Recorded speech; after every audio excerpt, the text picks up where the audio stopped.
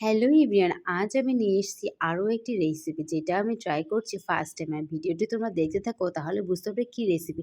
প্রথমে চিংড়ি মাছগুলো হালকা করে ভেজে নিয়ে ওই তেলের ভেতরে আমি দিয়ে দেবো এলাচ, লবঙ্গ, দারচিনি। আগের থেকে করে রেখেছিলাম পেঁয়াজ, রসুন, লঙ্কা পেস্ট, সেটা দিয়ে এবার আমি দিয়ে দেবো হলুদ, লবণ আর জিরে গুঁড়ো।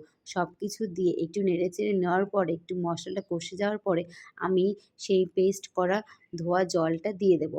এরপরে আমি আগে থেকে বের করে রেখেছিলাম নারকেল দুধ, সেটা আমি দিয়ে দেবো। আর নারকেল দুধটা অবশ্যই একটু পর পর বারবার করে দিতে হবে, তাহলে রান্নাটা খুব ভালো হবে। এবার একটু ঢাকনা দেওয়ার পর ঢাকনা খুলে নেওয়ার পরে আমি দিয়ে দেবো সেই চিংড়ি মাছ ভাজাগুলোকে। এবার চিংড়ি মাছ ভাজাগুলোকে দেওয়ার পরে খানিকক্ষণ একটু জ্বালিয়ে নেওয়ার পরে দেখো আমার রেসিপিটি একদম তৈরি। আর আমার রেসিপিটি ছিল চিংড়ি মাছের মালাইকারি। গরম মসলা দিয়ে নামিয়ে নেব। আমার চিংড়ি মাছের মালাইকারি রেসিপি তোমাদের কেমন লাগলো অবশ্যই জানিও।